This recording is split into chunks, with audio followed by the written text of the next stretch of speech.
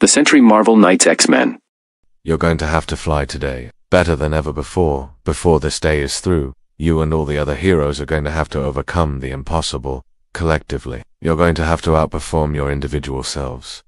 Because the void has returned, that indiscriminate devil of the darkness come to devour the spirits of human and mutant alike.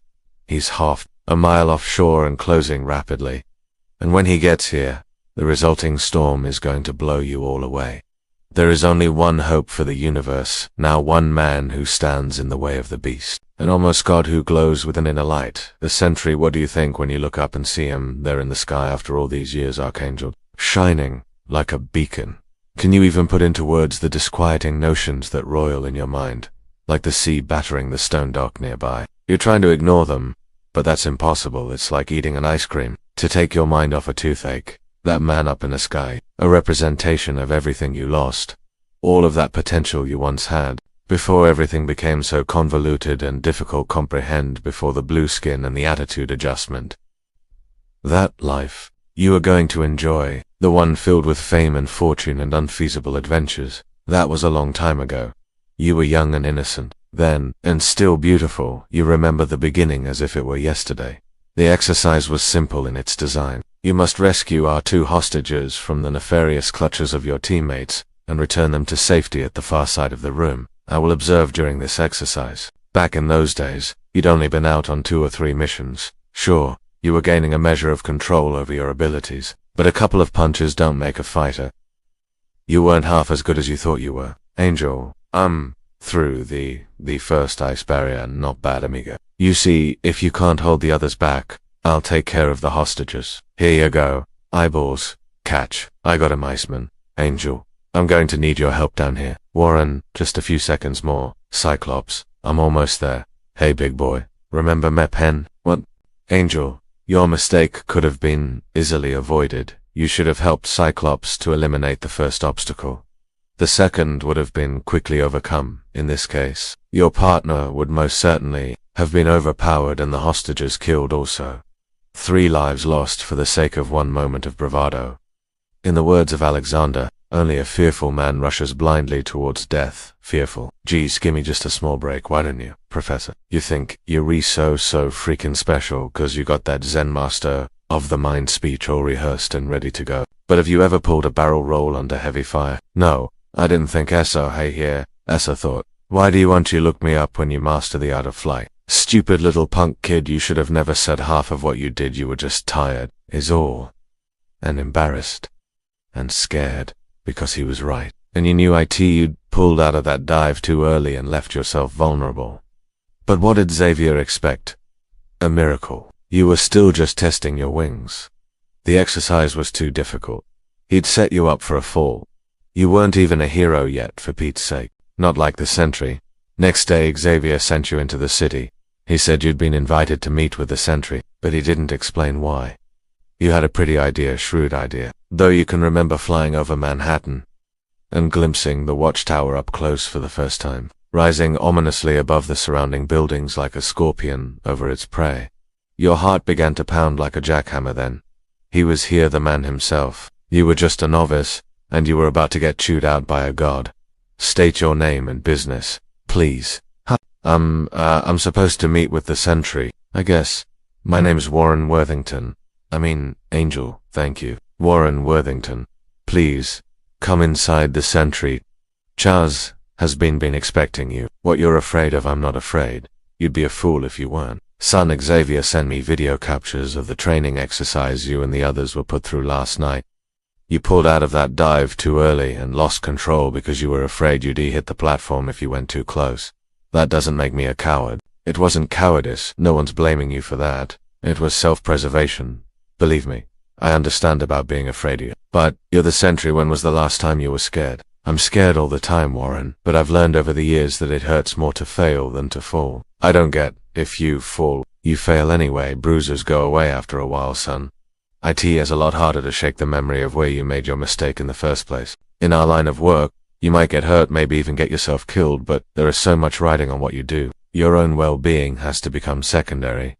Once you accept that responsibility, you'll see things from a different perspective. Hey, you might eventually find a way to enjoy yourself, Sentry. Please forgive this intrusion, but it appears we have a disturbance. Don't apologize. Clock. What kind of disturbance? I am receiving reports from the Whitlow missile silo in Massachusetts. They have been attacked and quite possibly subdued by miniaturized soldiers and assorted the General.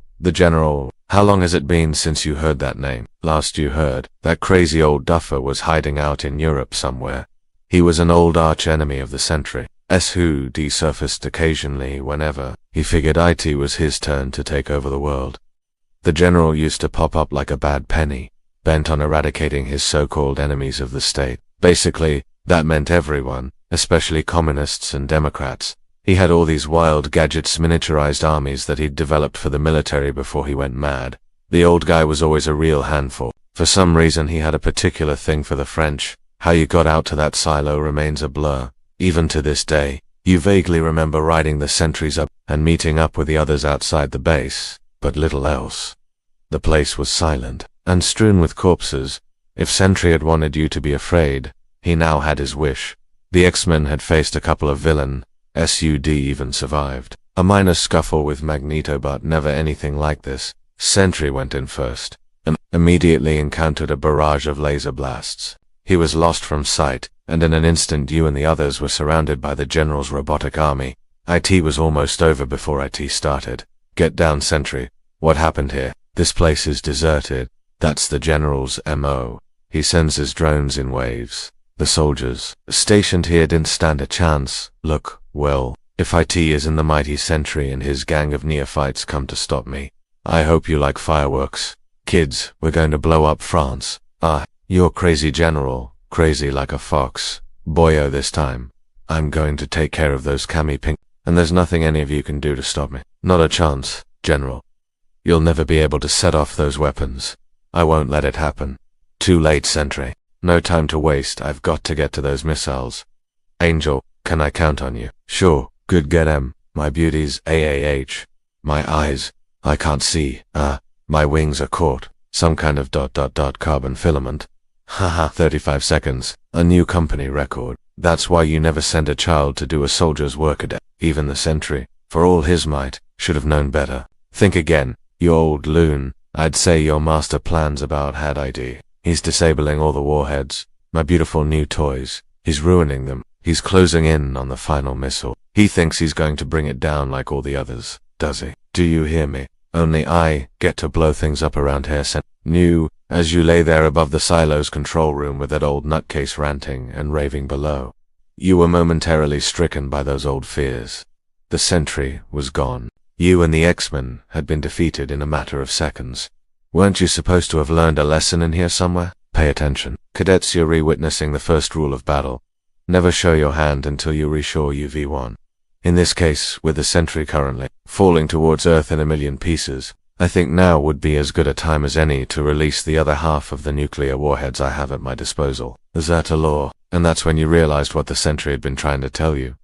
He was gone now, but that didn't mean the fight was over. You stood there and looked over the precipice, your wings bound and useless. Between you and the deaths of millions of innocent people was a drop of about 40 feet. Decision. Your death or theirs. Oh man. I just can't. But you were going to anyway. In those few brief seconds as you plummeted like a cartoon anvil towards Earth, you finally understood what the Sentry had tried to teach you before he died. Not from constraints of gravity, but from your fear of it. You began to feel an exhilaration you'd never felt when you'd had wings at your disposal. This was the most you'd ever enjoyed flying. For the last 15 feet or so, you actually thought you were going to laugh out loud. Or MPU, okay. P nitrogen monoxide harm, nitrogen monoxide foul. You were pretty beat up, but a few busted ribs and a torn wing aren't going to stop you from getting outside under your own steam. You still thought you had something to prove. I can't believe he's dead. Don't try to speak, man.